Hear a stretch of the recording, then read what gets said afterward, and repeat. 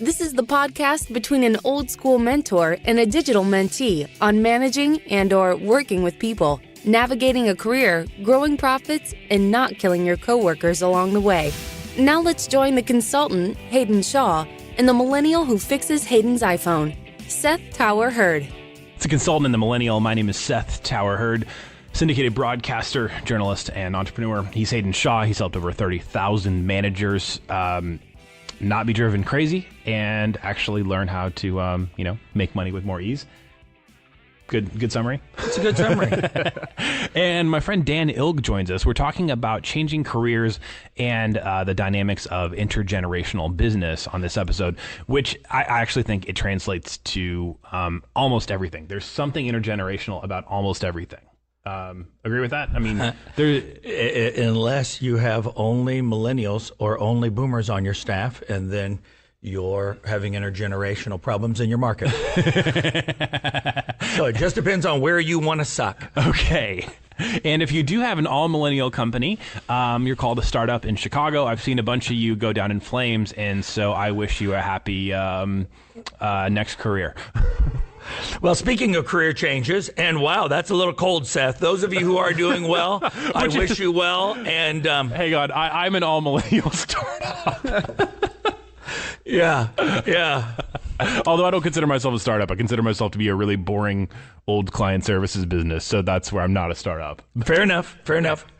Boring millennials need love too in business.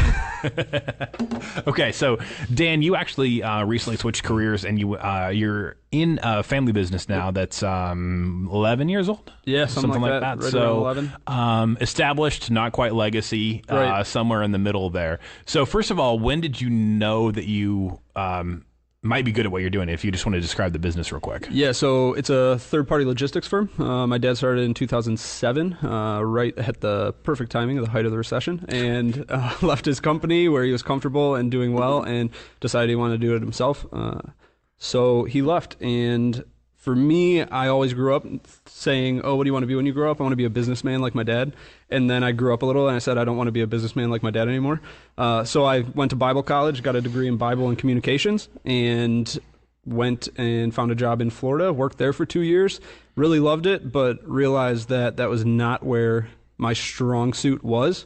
I liked the business feel of the church, and that was not what I was getting as much as I wanted. So ended up switching over, talked to my dad about it, and he said, we'd love to have you on, kind of basically a year-long onboarding process.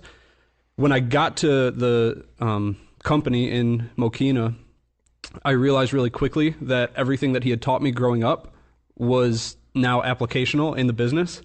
So the things that he would teach me growing up of, you don't know if you don't ask, the worst things they're going to say is no, negotiate.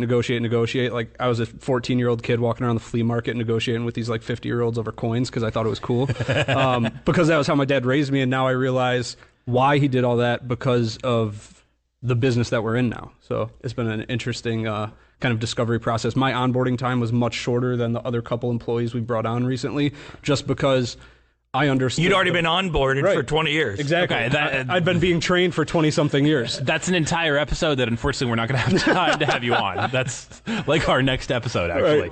Right. Actually, we need his old man. Oh, yeah. A 20-year onboarding process.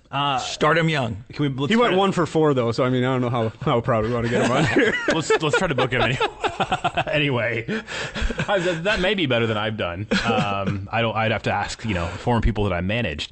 If I can speak to that real quick before we move on, I did grow up in a business that didn't succeed, actually. Honestly, because my dad, who I haven't talked to or haven't been in contact with in the better part of 15 years at this point, was good at sales, and I did learn a lot there, and specifically was not good at managing inventory. So they're clearing like $1 million a year in the 80s, and couldn't find any margin in it because of too much inventory in retail and not moving it quick enough. And so still, I feel like I got a lot of skills early on that a lot of 20-somethings were bumbling around in the dark trying to figure out in their careers. And I'm really, really flipping thankful for that, whether or not it actually made it. Yeah. Okay, so moving on to... That'll have to be a Father's Day episode, because when I think about it, most of the stuff I learned, strengths and weaknesses, came from my old man. And so both the great and the things that I think would irritate people are pretty much the things that were great, the things that irritated people with him. Okay. Yeah. I had to move Hayden off his mic a little bit there. I'm just going to keep irritating Seth the entire episode. You're irritating the audience's ears if you pop over the mic. Okay. So I think it's worth diving in a little bit to the skills that actually translated careers, because I can't think of two things that are hardly further apart than logistics and small groups faster. Come on, that's the same thing. Faster. And I was in this position, and I think Hayden and I have a slightly different interpretation of this phase of my life. I would say from 27 to almost 30, I was just a complete loser. And I did some stuff in there. I think I completed my 12th or 13th triathlon. I got a second master's degree, but this is why I say that was probably the most disappointing time in my life that I don't ever want to go back to, because I knew I should be doing something else and I didn't go do it. Hopefully I don't ever get to that position again. But a lot of people think, well, I don't know, this is all I can do. I don't know, it's salary, Right. I don't know. And a lot of times they are in a job they're not well suited for. We've mentioned this several times before, but if you got two nickels to rub together, Myers-Briggs, StrengthsFinder, all that stuff is incredibly valuable when you're frustrated in where you're currently at. See what you're good at anyway and run towards that thing. So what skills translated? Yeah, I think people are people no matter what industry you're in. And working in a church, it was dealing with people and dealing with a lot of really cool people that I really enjoyed hanging out with and taking out to lunch and getting coffee and learning from and teaching. But then there were also the very difficult people who would interrupt classes as I taught, who would, stand up and walk out if I said something they didn't agree with. And so I've learned that kind of your approach takes the cake on all of that kind of stuff. A lot of the conversations I have now are over the phone with really angry Polish people.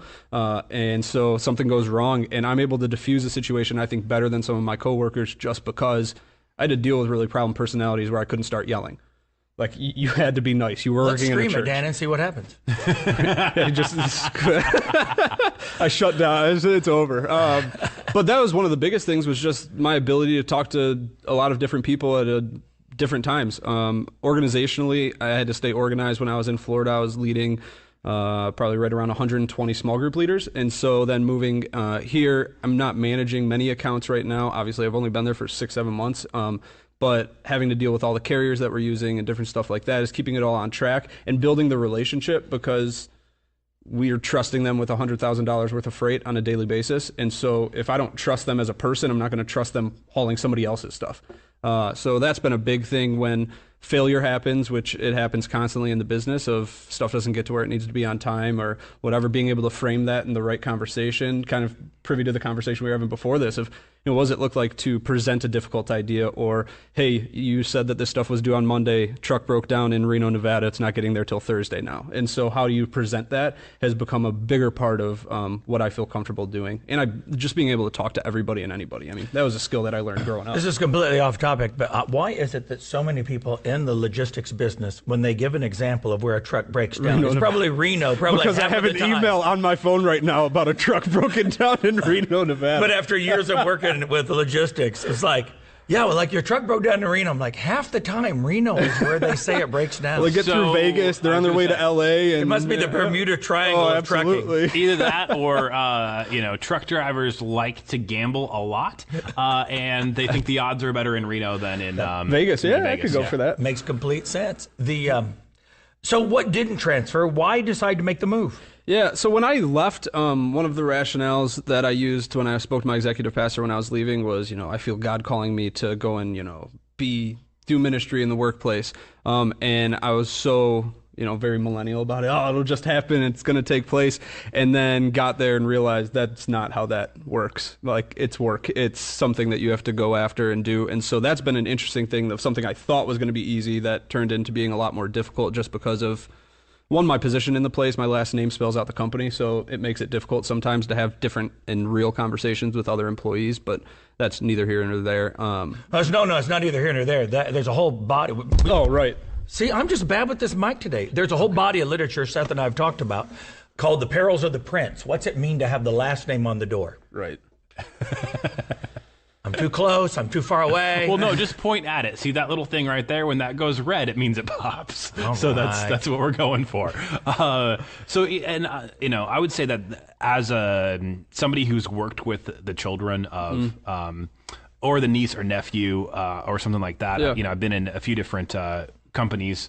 Ranging from 100 and some to 5,000, right, where you run across that, and it can be very frustrating as an employee to get overridden by absolutely. The niece or nephew or son or daughter of somebody who's not even, maybe just in higher up management, right? I thought it was cool. One of the things that my dad and I talked about, because the biggest thing for me was, hey, I moved to Florida, bought a house, sold it in 10 months, didn't make any money, lost money, moved back, have to live with my parents, married for 4 years now. Like, not super exciting for me. But one of the things I talked about is, in what other career do you come out of college and be able to lead 90 adults like that? I mean, as a pastor, I was able to walk into a leadership position that, honestly, I didn't probably have business walking into, but was given the tools and resources that allowed me to thrive in that. So now that I'm back here, it's not necessarily that, oh, hey, he's the boss's son. When I was thinking about doing this, I reached out to one of my cousins who is doing the same thing I'm doing for his dad's company right now. And I was like, can you give me some advice? Because this is kind of freaking me out. I don't want to piss off everybody around me, but what does this look like? And he was like, you got to work hard. It was like, it's not a slacking kind of thing. You need to be first one in, last one out. You need to come in on Saturdays. You need to be the late guy, And so I've taken that as kind of a badge for me of, hey, when things go wrong, we had something go wrong on a shipment last Saturday. So I went in the office for 2 hours. My wife isn't a huge fan of it, but when I'm able to buy that kind of, whatever you want to call it, but buy that credit with the rest of the employees of, hey, he's not just skating by on his last name. He's working hard. I think I work very hard. I'm always negotiating, mostly because I enjoy it. Like, it's really fun for me to mess with people on a constant basis. But it's just a different way of going about it. And there it goes. You can now no longer send this to your customers. Well, no, that's negotiating for my customers. So we'll say. Gotcha. Yeah, that's to the carriers. Yeah, if I can speak to this, and you mentioned, a lot of people who speak Polish. The reason your Polish neighbor has more money than you is because they work harder. Yep. They're some of the hardest working people. It's incredible. The amount of in the truck industry right now, because there's a massive shortage. The starting pay for one of my good drivers who has his own trucks, starting pay for another truck on his, you're gone 2 days a week and then home the other 5, $100,000. You don't need a degree. You need your CDL. That's which you can get in 2 weeks. And he has been looking for 2 months. But one of my friends who's Polish, and his parents came over with nothing, built it. He's grown the business significantly in the 10 years or so that he's been in management. But the reason he was taken seriously in his 20s as a manager is because he got in the freezer of a cold storage warehouse and threw boxes for a long time. And there is no replacing that.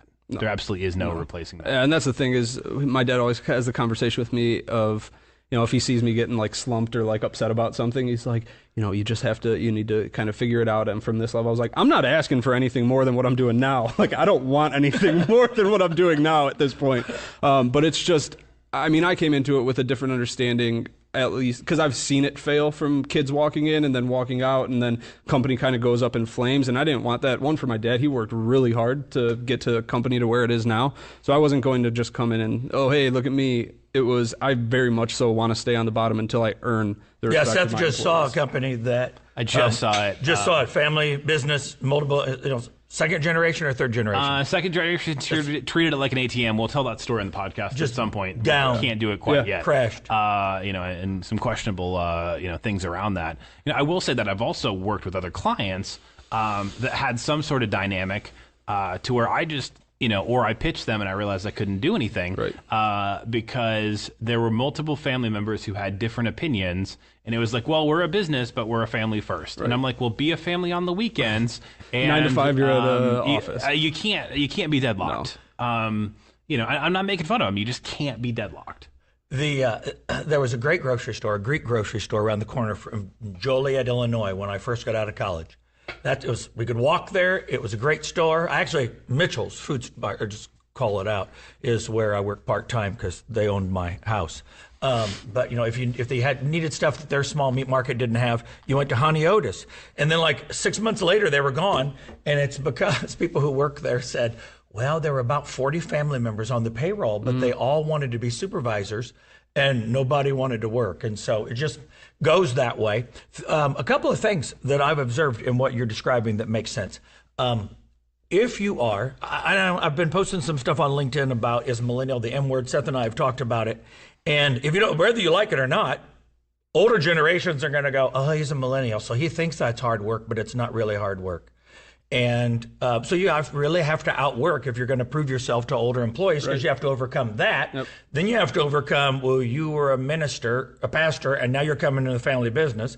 And then you have to overcome the fact that your last name is the same as on the door. So you get through those and you work your way through those, and you gain credibility and respect.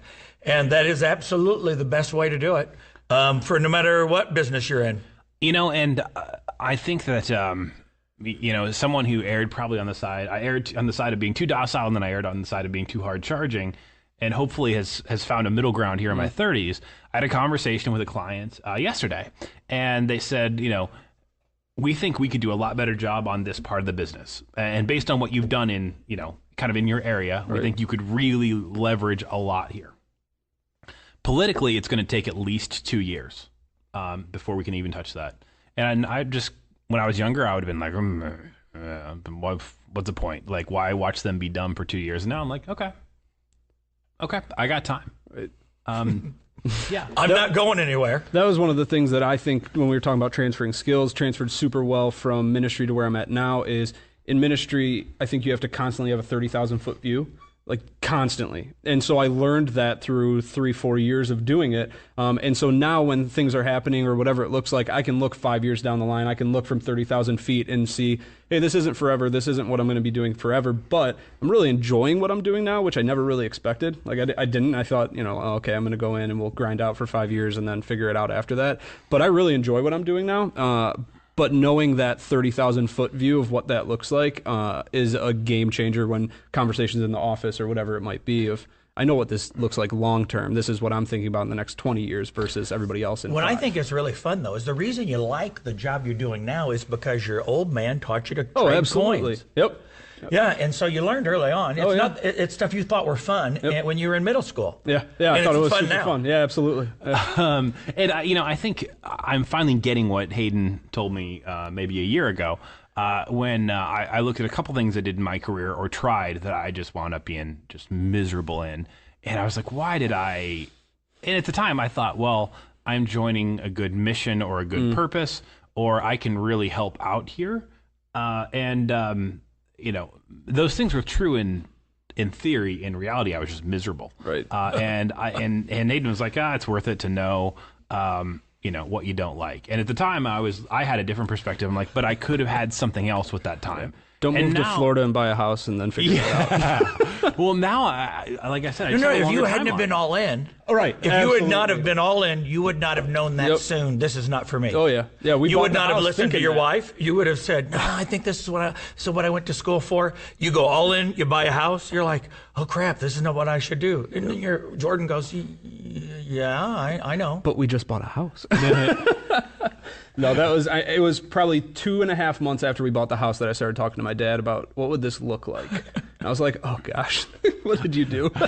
Okay, you got to be out because it's a pretty intense business. You said 12:50, so I think that's it. Any rapid fire last round, Hayden? No, we'll just wrap it up while you get out of here. Okay. This is sort of like on Skype where you, you hang up and do the closing thing, except in this case, the guest is actually walking out of the room. Thanks for having me, guys. Appreciate it. Yeah, I'll see you for non-recording time sometime soon, okay? Please don't drop the mic. We'd have to buy another. I'm going to turn that mic away while you just turn it away here so that we don't get it, picking up. There we go.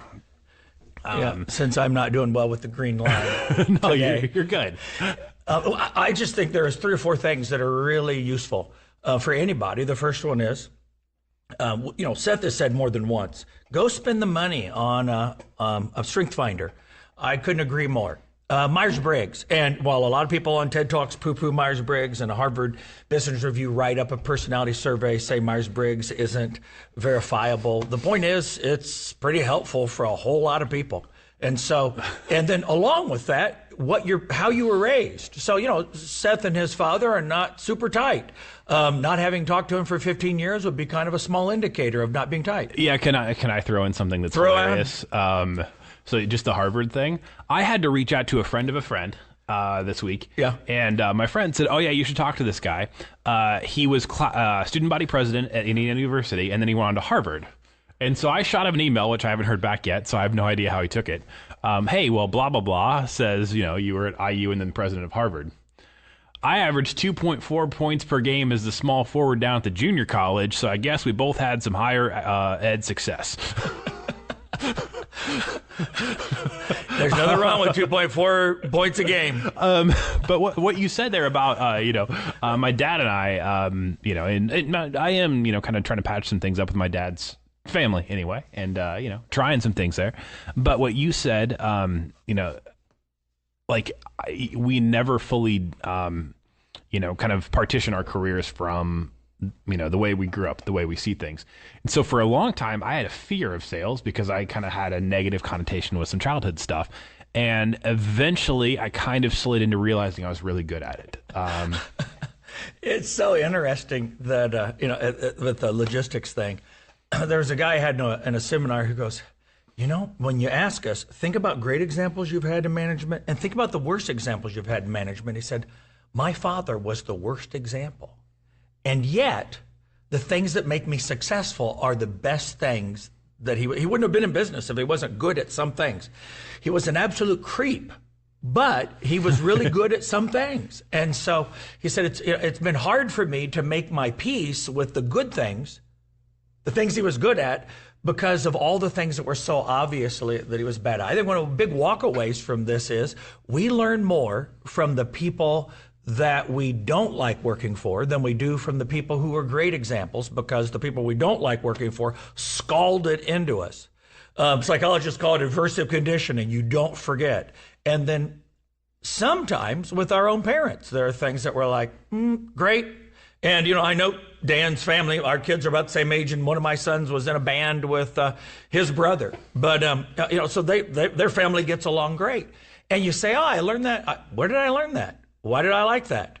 Whether you had a great experience or a not so great experience, we end up learning some of the most important things in our skills from our parents. And so surveys are great. Also, tracking back your history can give you the things that get down to kind of the psychological roots of what you like and what you don't. And, I think if we can even do a callback to the nonprofits episode we did, which go back and listen to that whole thing if you didn't catch that one, everybody in kind of the business space in some way is going to have a relationship with a nonprofit. The more I work, the more I believe that, we would have a better world if people kind of jumped back and forth between the two. I do 100% believe people in the nonprofit space would benefit from being in the for-profit world, at least for a bit. And I think that people in the for-profit world, if you could, kind of take a break or take a detour or whatever and go in a nonprofit space at some point to actually work, I think you could really, really, bring some kind of diversity of thought there. What a great observation. And Seth Tower heard. It's not, you just didn't hear it from Seth. Peter Drucker said the same thing. He wrapped up his career in probably his 80s and then into his 90s. He spent more of his time working in third sector and nonprofit organizations.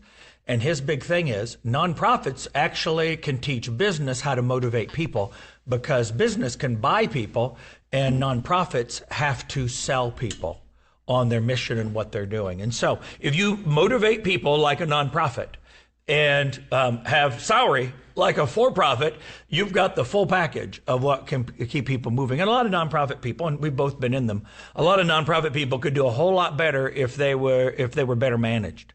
And but I agree with Jack Welch that businesses are over-managed and under-led, and nonprofits are usually over-led and under-managed. Let's go out on this, because we talked about, transitioning careers if it's you. I think that one of the best things that you can do as a manager is if you're frustrated with somebody and they're frustrated with you, it may just be that it's just not ever going to be the right fit. And I think it's better to have that conversation than just kind of, pray that they would quit on their own, or something miraculous happened, they'd win the lottery or something and get out of your hair. I think a lot of people kind of realize they're beating their head against the wall and want to do something else. And sometimes, like I had the conversation with Amanda this week. I like blowing stuff up. I think it's part of the reason I work in the entrepreneurial space, because I can pivot and build something new, and I'm happy. A lot of people are scared to take that step. If you have a bad employee, sometimes I just think it sounds great. I like blowing stuff up. It sounds like kind of a fourth grader with Tinker Toys or Legos. Yeah, I did that. In fourth grade, I caught my cutoffs on fire and had to roll around in the dirt. Playing with fire on the fire. Ladies and gents, that we got to quit, but that is a story I want to hear the rest of. Okay, yes. But no, respond to this thought I'm having. I think that sometimes you can mentor someone out of a job you don't want them in, and have a friend in contact for life because you did it. I can count 20 people. Almost always. That's not true. 2/3 of the time, they were not Hayden fans as I managed them out. Cutting somebody from a job, that's irresponsible. That's not mentoring. Mentoring, the frequent phrase in HR is managing somebody out. I think your phrase is better. I'm going to quote you from now on. Mentor them out. And 2/3 of the time, they were not Hayden fans. I can't think of anyone who hasn't got back to me and said, thank you so much for helping me understand that. And because it's mentoring, it's the kindest thing you can do. Now, some people are like, I know I don't like this. The people who are not Hayden fans are the ones that were like, I don't like this, but it's the organization's problem that I don't like this. And everyone else has to change. Yeah. And those folks are just right now stuck in their own view of the world. And they need some time away to get a grip on that. And they usually need another experience. The very best thing that happened for Dan's family business is that he worked someplace else before he came in the family business, because now he goes, oh, this is what happens everywhere. This just isn't what happens because I have the same last name and my dad runs the place. Yeah. And, this could probably be a whole episode, but there are companies out there that will do a swap. Right, because when I was thinking about the relatives in business thing, even good family friends, the son, who's utterly brilliant, has an internship at the dad's company. Yeah. Is it one of the top schools in America, and could have gotten into most of the top schools in America, so totally earned it. But then there's also that thing, right, where people kind of know who your dad is. So it's not just family business. This happens. There's almost a family relational aspect to any company over, 15 people. But what I did want to mention when you were saying, we were talking about managing people out, the networking episode. When people are like, oh, I feel creepy networking. Here's how to not feel creepy networking. I just found out that, some folks I used to work with wound up getting laid off in a reduction of force. I've shot out a bunch of emails saying, what are you looking for? How can I help? And I've already got one company, I think, that's maybe more ready to interview the person than the person is ready to look for a job, because the job continues for another 30 days. And I'm like, no, get a resume out. I've got basically their chief operating officer looking for your resume coming through. As much as you can, you want to network, people will bend over backwards for you 5 years from now if you sincerely tried to help them find their next step when they don't have. What a great way to wrap it up. Hey, he's Hayden Shaw. You can check out peopledrivenresults.com for more on your people, process, and generational stuff going on. He's helped over 30,000 managers, including some of the top corporations in America that you've definitely heard of. peopledrivenresults.com. My name is Seth Tower Hurd. You can find out more at digitalprofitfarm.com. I lead a team that builds websites and that actually make money. We do social media management and also podcasts just like this one that can get you reaching thousands of customers and potential customers within a few months. We can help you go from idea all the way to 3 months out where you've got an audience. You can find out more once again at digitalprofitfarm.com. Both of those are in the show notes for either the video or the podcast, depending on how you're consuming that. And that's pretty much it. Anything I missed? We're golden. This is The Consultant and the Millennial.